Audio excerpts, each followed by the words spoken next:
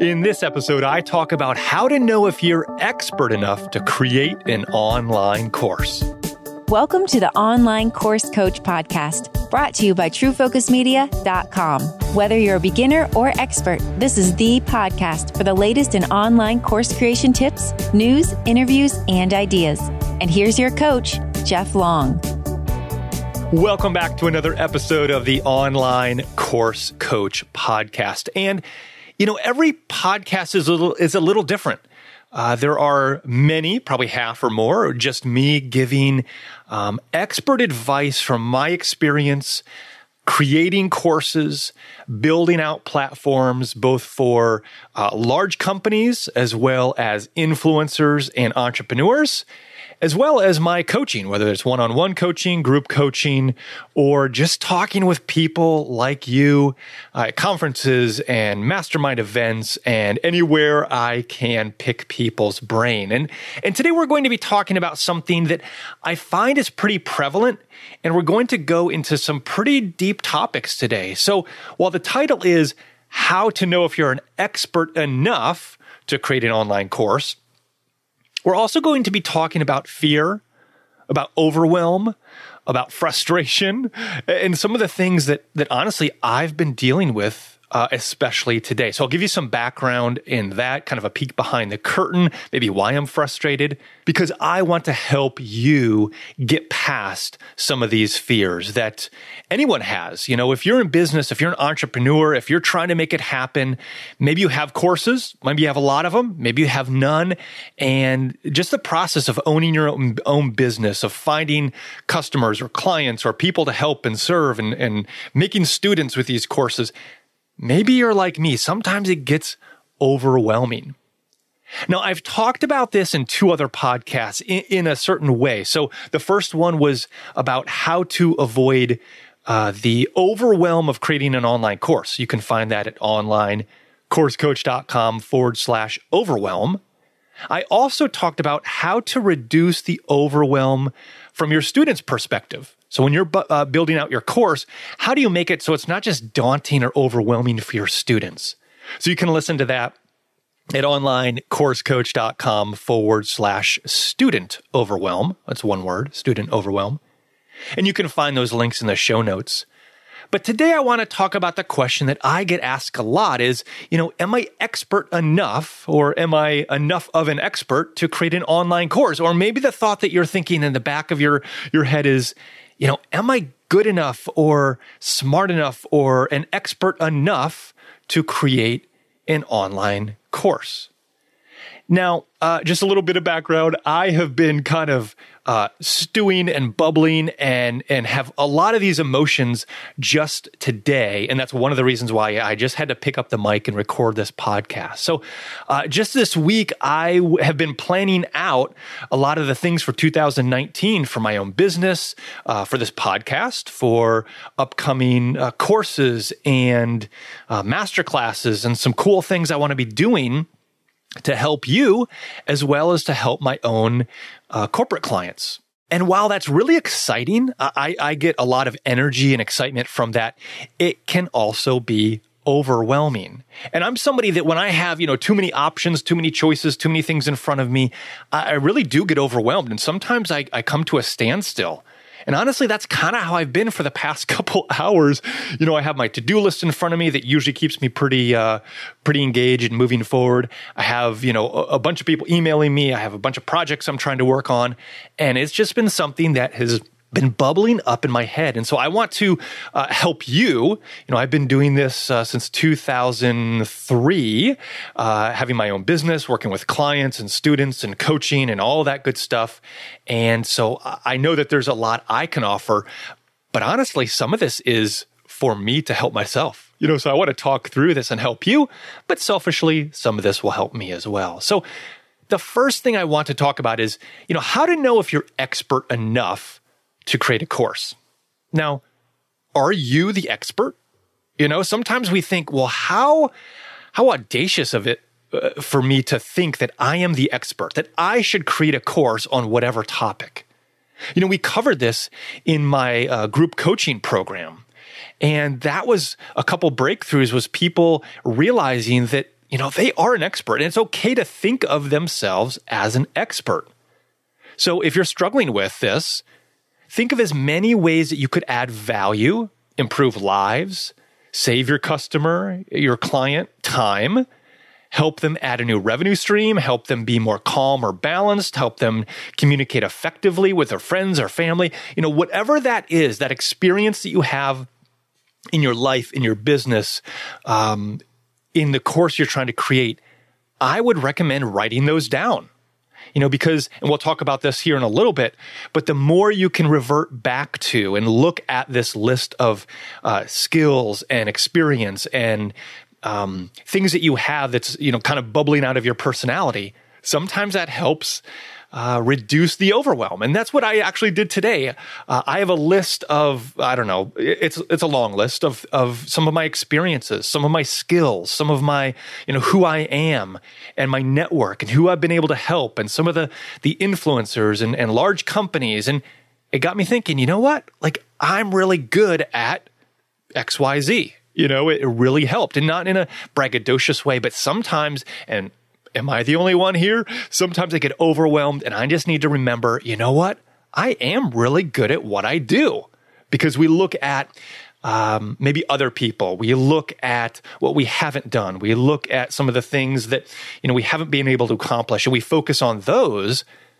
But maybe we need to be focusing equally or more on the things we have done, the people we have served, the successes we have experienced, and know that you can do those again. Now, I want to talk about something called imposter syndrome. So you can look this up. This is a thing, all right? So you can go to Wikipedia or wherever. And this is when you doubt your accomplishments and you have this persistent internalized fear of being exposed as a fraud. And I'm putting fraud in quotes. So you might think, I don't know everything about my course topic.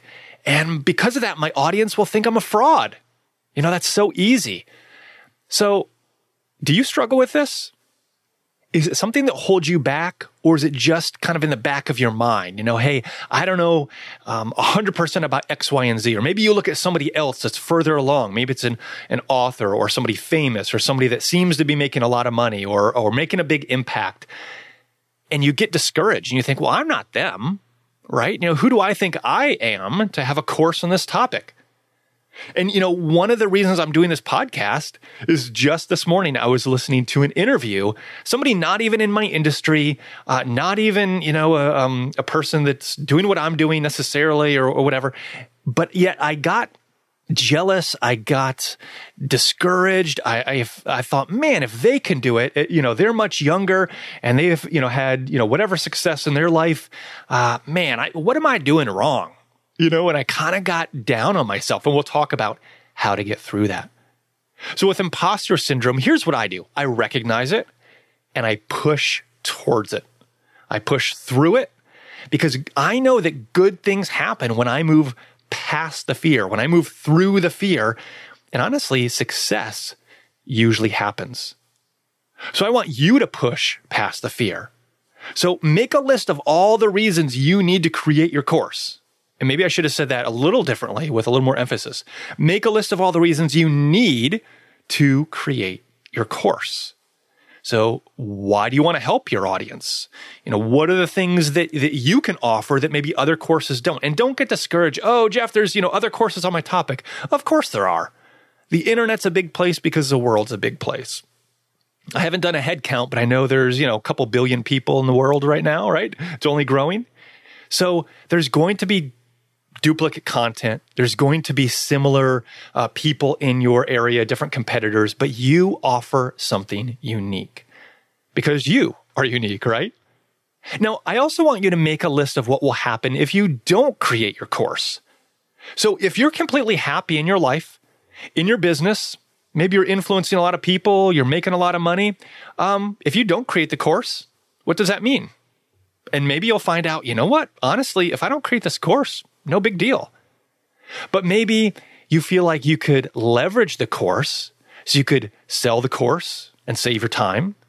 You could add more customers, more students. Maybe you could serve your existing clients. If you're in a corporate space, maybe you could create courses for your clients where you keep saying the same thing over and over to them, but you could create courses where they could take the course and you don't have to spend your time. You could sell it to them at a high rate, or you could make it a part of your package.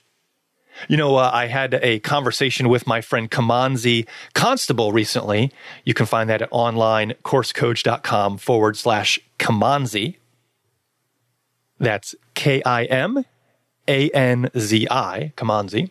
And he talks about corporate consulting and online courses. It's really, really good. So again, back to this list of what will happen if you don't create a course. So maybe you'll keep on just being frustrated, spending lots and lots of time with your customers, your students, your clients, and not being able to use the power of courses. Maybe you won't have an additional revenue stream. Maybe, this course will help propel you to do more speaking, to write your book, to add just a revenue stream in there to the services you already provide.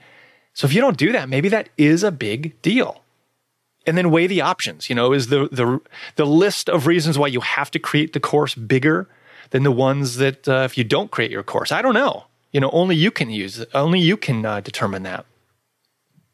All right, so let's talk about how to identify your expertise. And I briefly touched on, the list I created and was looking at even this morning.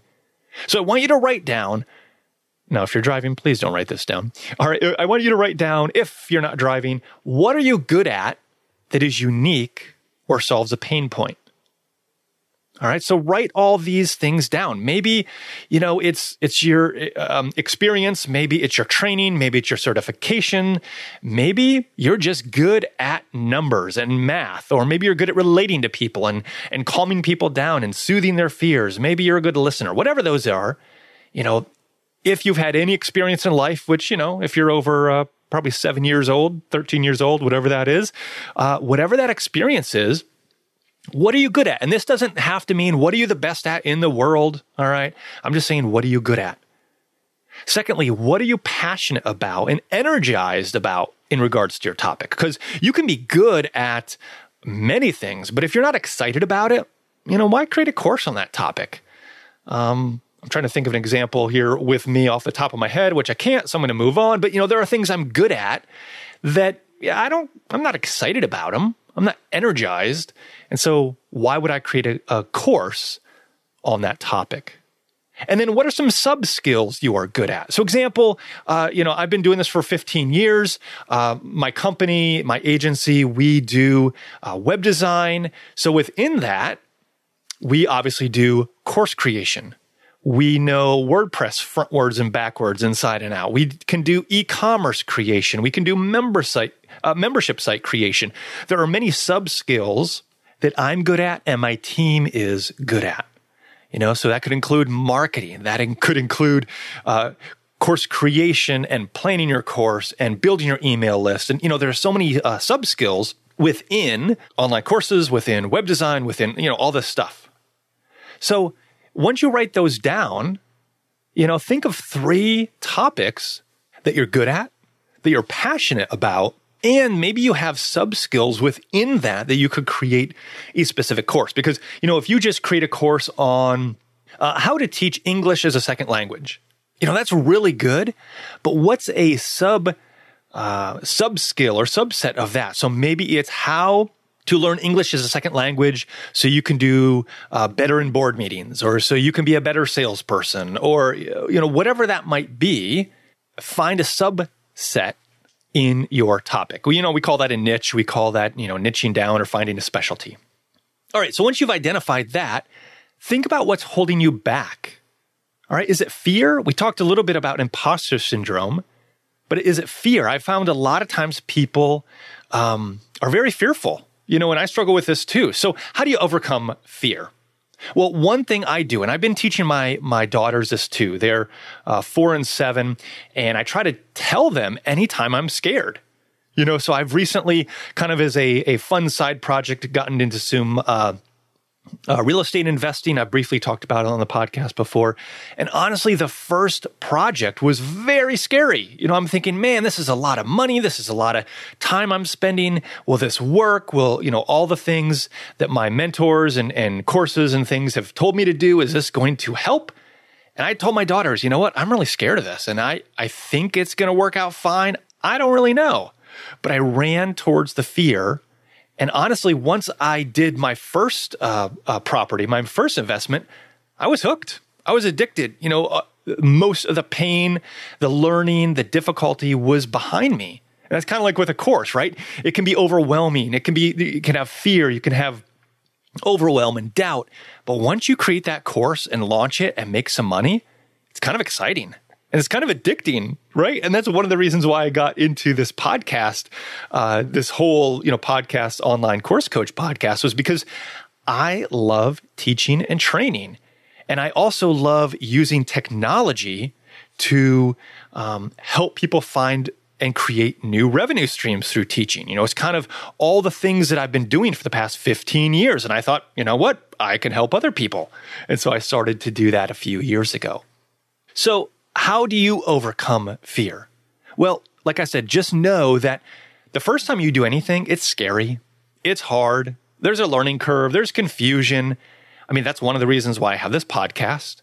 That's one of the reasons why I do one-on-one coaching, which if you do need one-on-one coaching, you can go to onlinecoursecoach.com/coaching. And it's also why I've done group coaching, where you can go to onlinecoursecoach.com/group coaching. Because I know that a lot of times we need somebody outside of ourselves that's an expert to help encourage, motivate, and even sometimes push us along, right? I was reading a book by Jay Abraham, a really good book called Your Secret Wealth, Hidden Assets and Opportunities That Can Change Your Life. He talks about how to overcome fear with these 3 steps. He says, envision yourself, let me back up. So a lot of times with fear, we almost feel like we're trapped in a box, right? We can't get out. So in this book, he talks about stepping outside your box. So what I want you to do is whatever it's holding you back, whatever that fear is, whatever that box that you're putting yourself into, I want you to envision yourself stepping outside the box that has been holding you down. So get out of that box, step out of it, and then envision standing up and discovering that the box only comes to your ankles. All right, so step out of it. It only goes to your ankles, and you're kind of surprised, like, wow, this box is a lot smaller than I thought. Now kick it to the curb. All right, your beliefs are what you've imposed on yourself. How many times is that true? Now, I know we've all had people that doubt us, that talk negatively.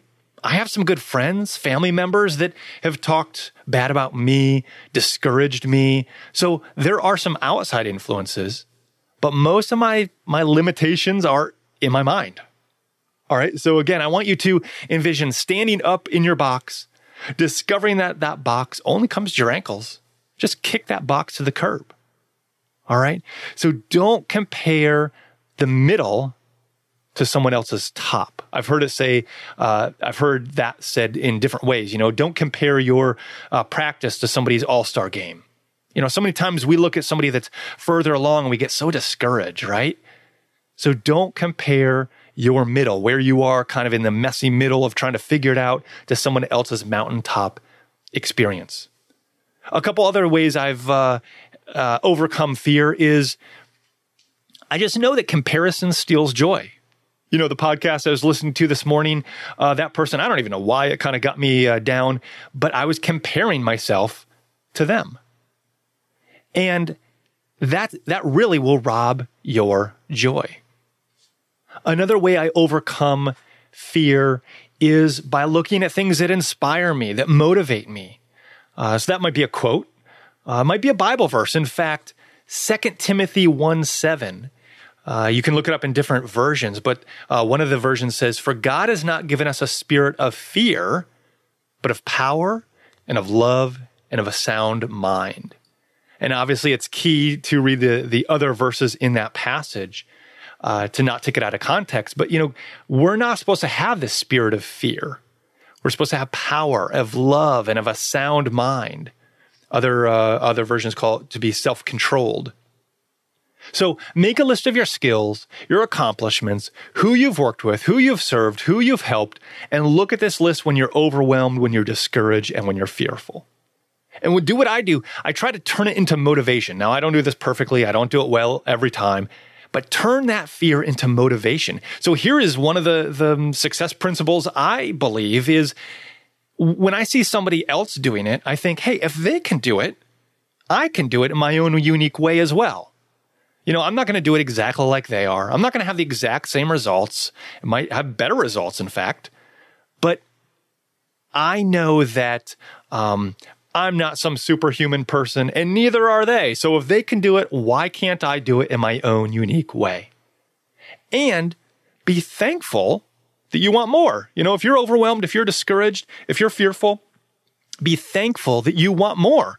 Wouldn't be bad if it were the opposite, if you were content. You didn't want growth. You didn't want any change. You weren't actively trying to improve. So turn that dissatisfaction into thankfulness. So if you're wondering, am I expert enough? Sometimes that is about the actual expertise. But I've found a lot of times it's deeper than that. It's that imposter syndrome. It's fear. It's knowing your expertise. And honestly, if you can get through those, I know that you're going to create an amazing course.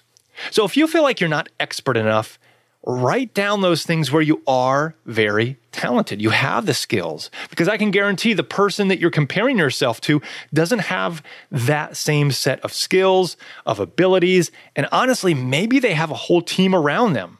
So they have marketers, they're paying for paid ads to be everywhere. They're doing things that maybe they're not talking about all the things that they and their team are doing. It just looks like they're really successful. Now, if you do have a course and maybe it hasn't had the success, or maybe you're thinking of creating a course and are scared about it, one piece of encouragement is the courses I've seen that have the most success come from those that have an engaged audience. Now, how do you grow and engage your audience? Well, just go to onlinecoursecoach.com/resources, and there's 2 resources that'll be helpful. One is the 3 simple ways to grow your expertise, even if you have a lot of competition, because that will help you differentiate yourself from others. And then secondly is 5 ways to build an audience for your online course. So you can download those guides for free. So if you don't have an email list, go to onlinecoursecoach.com/resources to learn about how to build your influence, build your email list, create that engaged audience. Now, here's the amazing thing. You don't have to have a huge audience to have a successful online course. You just need to have an engaged audience. That might be 10 people. It might be 100 people, 1,000, 50,000. It might be, a lot, but it might be actually small. So find a need and fill it. So even before you create your course, start growing your influence and growing your email list. Talk to people, find out what they struggle with, do Facebook Lives, go on podcasts, write emails, send text messages, ask people. You could even, call 50 people or 10 people, whatever that is, and say, hey, I'm thinking about creating some content about a specific topic. Would you want some updates as I progress? You don't have to say, hey, I'm creating an online course and I want to sell you the course. No, just say, hey, I'm thinking about creating some content about topic X. Would you like updates on that to help you, solve whatever problem? All right. Now, a book that I've enjoyed is The 12-Week Year. This lays out how to create a plan and do it in 12-week cycles. All right, so if that would help you, I know we talked about that in our group coaching program, and that was helpful to a couple people, so I thought I'd pass that along. Now, this goes directly opposite to my last point, which is, if you're feeling overwhelmed, if you're feeling fearful, if you're comparing yourself with others, if you're like, am I even the expert? You know what?